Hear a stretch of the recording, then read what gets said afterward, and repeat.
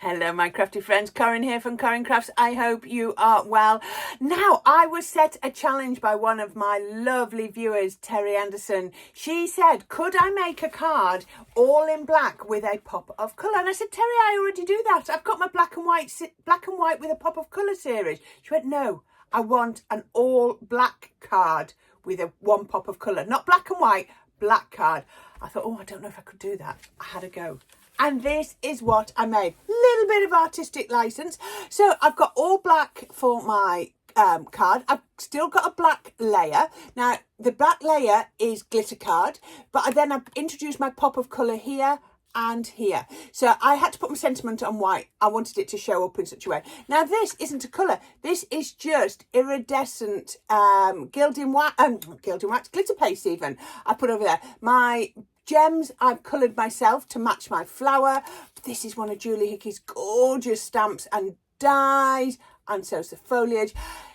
It might not be exactly what Terry was asking for, but I still love what I have achieved. I hope you like it too, and I'm going to show you now how I made it. Hope you like what I've done, Terry. I'd love to go back to the post once you've seen this and then put some comments on. It would be lovely to know what you think. Okay, so I have got a piece of just black card, regular black card, and I've cut it to 4 1/4 by 5 3/4 inches. So that's my topper. Just so you know, my card base is 5 1/4, so I've gone one. If I put this on here, you can see I've got 1 inch bigger by 6 3/4, so I've got an inch bigger on there. Now I have got a piece of black glitter card on there. It's not overly glittery, but that's on there. I've cut a circle out because I've used it to cut my sentiment, to do a matte layer with my sentiment on it, and you'll see that in a minute. So this is going to be my topper, as I said. 4 1/4 by 5 3/4, and I'm going to do a little bit of stenciling on here. Now, there are some amazing glitter pastes out on the market, and some of them look brilliant on black card. They've been designed to go on black card, so have a look at what you've got. But what I'm going to do, I just found a stencil that I thought was quite fine, so I've just found sort of a clear glitter paste, and that's what I wanted with this. So, and you know what, you use the smallest amount. So what I want to do is, it's often quite useful to have this coming out, so this is going to sit around here. So I want some glitter paste here and some glitter paste here, so it sort of comes through there. You could actually, I could actually just do it, yes, I'll do it like that. Okay, so what I'm going to do is I'm going to put a bit of glitter paste on here, and you really do need the smallest amount. And again, I don't want perfect shapes, I want just it to spin around. So let me just put this, once I've done to there, it's then going to come out from here, and it's going to come down just there. Now you saw I had less than a spatula's worth of glitter paste, and bits of that glitter paste are going to be able to go back in the tub. But can you see all the colours shining through? Now you could be doing this onto a crafty mat if you wanted. I'm not going near the edges, so I was quite happy just to do it there. Look at that, all that's going back in the tub. So I've used the smallest amount of glitter paste. Always remember to tighten the lids on your glitter paste, and then they'll last for ages. That's the biggest thing that can go wrong with your glitter paste. Then I'm going to peel that up, and then I've got that like there we go. Isn't that good? Look at that. Isn't that shimmering beautifully? I love that.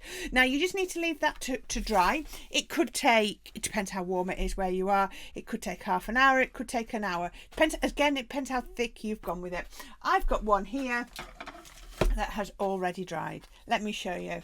So yeah, very, very similar effect, slightly different shapes, but you can see different. And all I've done is I've matted it on to some white. So I'm sorry, Terry, I know you asked for complete black, but I felt I just needed to do that. I kept it really fine.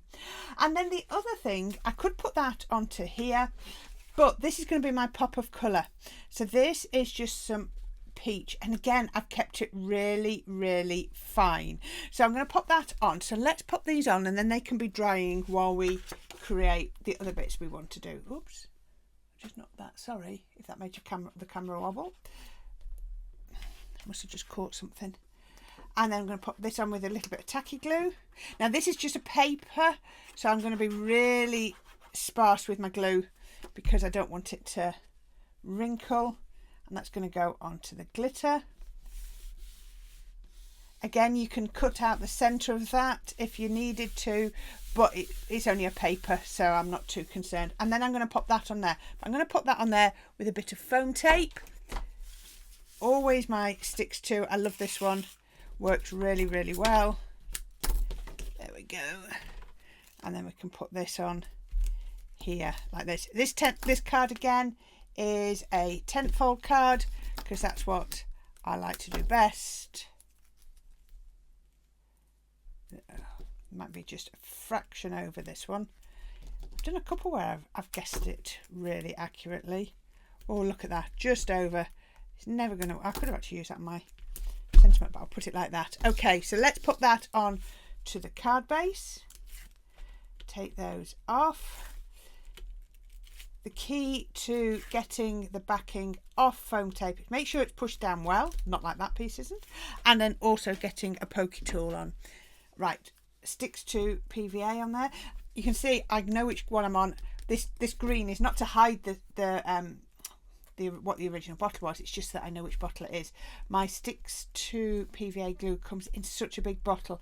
I find it quite hard to use it in a controlled environment, so I just find that's the best way.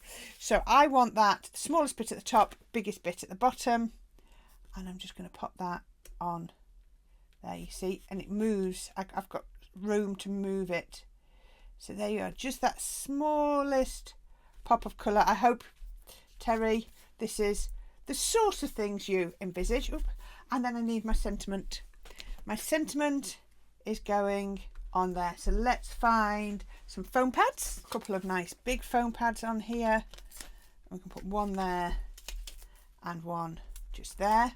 Now what I am going to do, I just filled it up, is I'm going to get my 3D glue and I'm just going to go over the top of these foam pads with 3D glue, because what we're going to do, you can always put a little bit in the middle there if you wanted to, it's going to go over the glitter paste, and the glitter paste isn't flat, so and if it needs to drop down and you know, sort of go between the grooves, the glitter paste will help. So I can pop it on like that. Also gives me a bit of wiggle room, and then I can press. So I'm not using it for extra height, but I'm just using it for extra stick. And I like the black on the black just there. You could have done it however you wanted to, but I just thought that black on black really, really works. Okay, so now we need to properly put our pop of colour. If, like me, you get any glue on, just get your glue pickup tool, because obviously black is not very forgiving. Your glue pickup tool works brilliantly for that. So that's going to go over there. This is my pop of colour. This is my peach, and again I'm going back into my Julie Hickey stamps. I've got my hand-picked florals again, and I've just got this one just down here, and I'm going to pop it onto my rocker block. Now I did this a couple of ways. I did it with my Memento, which I thought would be the right one, but it wasn't giving me the dark enough image, so I picked up my waterproof. Now you might think, why do you need waterproof? I'm not going to be doing anything, but it's just that little bit darker. So for me, I just thought it gave me a better look. I'm just going to pop it onto a foam mat, and then I'm going to do one. I'm going to be careful how I do these. Oh, that one didn't do very well. Never mind, that can be the bottom one. Let's try and get it with a better. Now if, like me, you worry about doing that, then go use your stamping platform. Tell you what I might do, flip that over and do it on the back there. Oh, much better. It's on the back, no one's going to see. Always, oops, drop that. Always a way, isn't there? Now don't mess it up this time, Corrine. Make sure you've got enough ink on. Julie stamps stamp brilliantly, really, really do. And then I can pop that one on. There we go.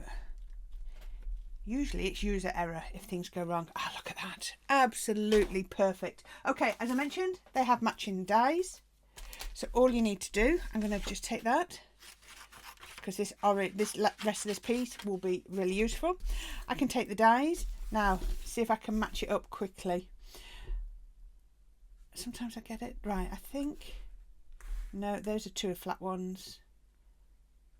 Nope. Oh, come on, Corrine. You can match this up.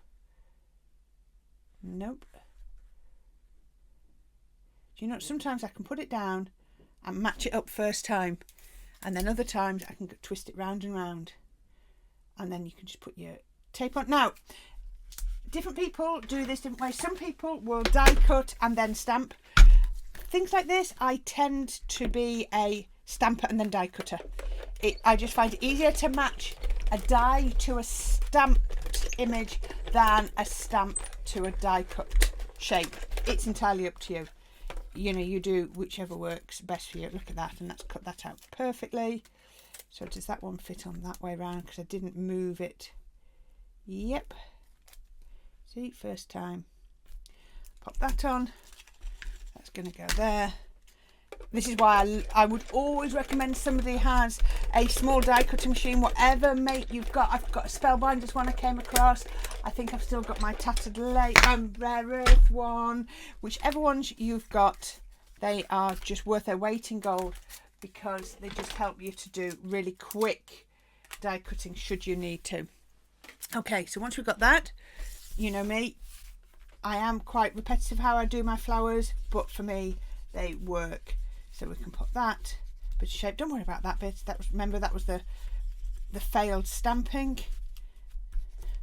Turn it over, and then we're just going to get a little bit of tacky glue like that. Less is more, remember. Then we're going to stagger. Again, if you would rather, you can just do single layer flowers. It's entirely up to you. It really is. Then I wanted a black gem. Just holding that for a second. Ooh. Hopefully you can see that. I'm going to get a largish one, and I'm just going to pop that in the centre, just there, because remember we're doing black with a single pop of colour. And I've done exactly the same with a couple of the leaves from a similar set. I think it was a different one. Now I've got 3 flowers now. I don't need 3 flowers, but we'll see where we go. Okay, so we've got this, and we're going to pop these on here. So I've got that. Right, I think 3D glue is going to be the best. I was just going to pop 2, and I was just going to pop them there, because I think 3, yeah, I only want 2. It's not very often I'll do 2, but for this occasion I think 2 is right. Put my 3D glue, because it'll, if I'm coming off the edge, it'll work.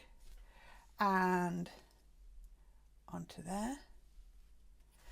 I don't think black is a morbid colour even. I don't think you have to worry about people thinking, oh gosh, it's not very cheerful. Because we've added that pop of colour. It really works, doesn't it? It gives it that cheeriness, that gorgeous look. And then, don't go over the sentiment, Corrine, that would be good. I don't want it to be a straight line. A bit too straight. Okay, so the next thing I'm going to do is I had some gems. Now, you've seen me do this so many times. Let me just put the lid on there, my 3D glue. What I have done here, just move everything out of the way because I know my camera tries to focus on them if I don't. All I've done is I've got a brush alcohol pen, and then I've just coloured over a gem. You just need to leave it to dry, and then you've got the perfect colour. And I thought that this was a pretty good match to there. So I've done it in the middle size and my smallest. What I'm going to do is I'm going to pop a gem and another gem and another gem, just like that, little cluster there. And then I'm going to get another one up here, and I'm going to come in here with one and one and a cluster there. Actually, I don't like that there. I'm going to go there. They've not stuck down yet. They were all right. There we go. How about that? Does that hit the brief, Terry? Is that black with a pop of colour? I hope it is, because I had to think about what you said. Oh gosh, I'm getting gems everywhere. I had to think about what you said, and you said black with a pop of colour. There you are. So yeah, if there's something that you're really, really struggling with, then please give me a shout. I could have I was thinking about putting sequins on and things like that, but then I've decided no, just those little gems would do. But isn't this gorgeous on the black? So it's not adding a colour, it's just adding a shimmer. And then this black on black, so you've got the two different types of black. You've got the matte and then the glitter card. How about that? I really like that. I think that's a little bit different for me. My backgrounds are normally always white based. So I'm loving this as a little bit different. Please tell me what you think. Might be not something that you would do, but again, all I've done is dug into my craft stash with an old stencil, some really old glitter paste, some stamps that I really, really love, and again, cardstock that I've had lying around for the longest time. So yeah, there we go. That is today's project. And I've got, you see, you could, if you hadn't put that down there, I could have then done another flower down there, but I didn't want to. I just wanted that little pop of colour. Yeah, please let me know what you think. As always, there's always the links down in the bottom, including the link to my Buy Me a Coffee page, and anybody that contributes there, thank you so much. It really does help to keep the channel going, because although we're using our craft stash, there is still things I need to buy. The consumables like my texture pastes, my inks and all the rest of it, all those sorts of things that unfortunately I still have to get. But thank you very much. As always, I'll link to a subscription or a playlist, and then on this side I will link to my subscribe button. And thank you so much. January and into February has been mind-blowing for me, with people leaving lovely comments and also lots of new subscribers. So thank you. If you're new, you are very, very welcome, and I can't wait to show you my next project. Speak to you soon. Bye for now.